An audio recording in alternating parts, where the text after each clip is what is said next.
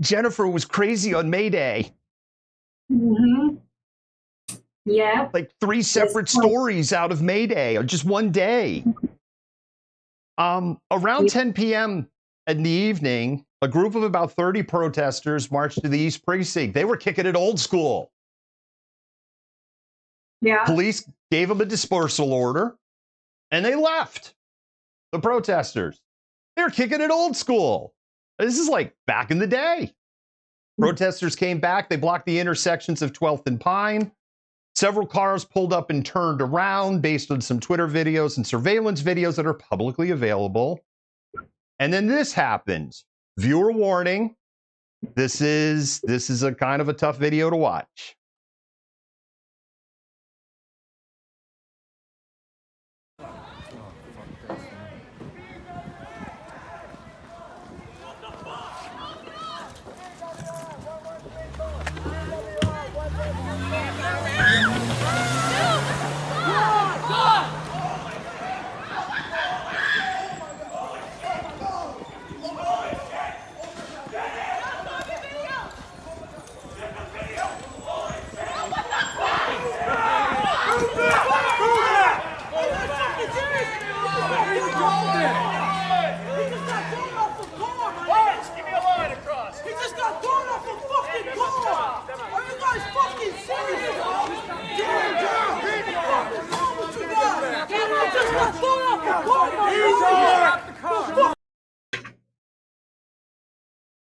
All right, Jennifer, here's what we know. The driver was released at the scene.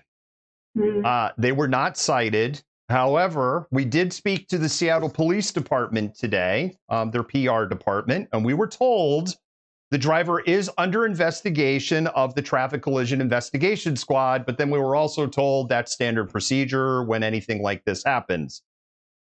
We don't know the condition of the protester who was struck by the car. There's 2 people that are hit in that video clip. There's one that's kind of glanced. We don't know the condition of that one. They did not show up at a hospital. They didn't ask for any medical treatment at the scene. The protester that was stuck on the hood got ejected when the car stopped. They complained about a head injury. They were arrested. Hallelujah! Holy shit! They were arrested for... I'm having a hard time saying this with a straight face. I'm not laughing because I think this is funny. I'm like... It's absurd. They were arrested for pedestrian obstruction under Seattle Municipal Code, reckless endangerment, and property destruction. Now, the one that I was like, reckless endangerment? Yeah. I looked up reckless endangerment on RCW. I didn't print out the code in our show notes because I wasn't going to sit here and read the whole thing on air. I don't know how they're getting reckless endangerment. I don't know how they really got any of that, but okay. Like, okay. Okay, SPG. This is why I'm like, from about 3 o'clock in the afternoon on, Mayday just evolved into a total cluster. God. So ridiculous. Of course, actions like this will deter future car attacks on protesters. There's been over 24 documented car attacks on protesters in Seattle. The trial for Dawit Khalid, who killed Summer Taylor and gravely injured Diaz Love, keeps getting continuations. We have no date on the docket for when the next hearing is for Dawit Khalid, who is out and about in the real world, awaiting trial. Wow. Wow. I got nothing. Like, it's just so... It's hard to have something with this, right? It's just... It's so insane. Like, sure, go ahead and just plow into protesters. It's fine. We'll tell people we're going to investigate, and then we'll arrest the people you hit. You're good. Go home. Like, so we have a story up on our website. There's some more information on there and some of the statements that we got from the Seattle police.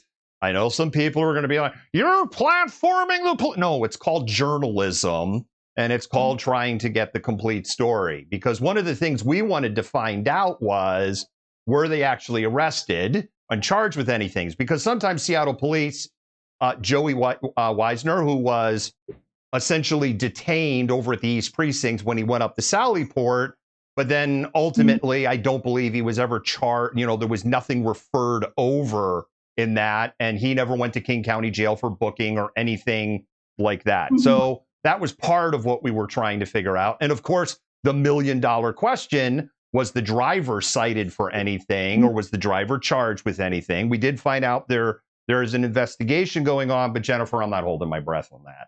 Yeah. Because those investigations are always so beautiful. It is. I just. Okay. We're going to do a little pause for the cause. That was a short story. People know what this pause for the cause is going to be. Potato scones! Sorry. Black Coffee is a hub for communities and a hub for meeting people, making friends, and understanding. What Black Coffee is to me is a place to actually call home, a place where Black youth will feel welcomed, where Black families will come and feel like they're at home. What we're trying to build is more than just coffee. Community is something that we do naturally. We know who's in the community, we know what the deficits are, and we're trying to fix that. We want to bring people together. My hope is that the phrase grounded in excellence shows up everywhere and that it becomes a movement.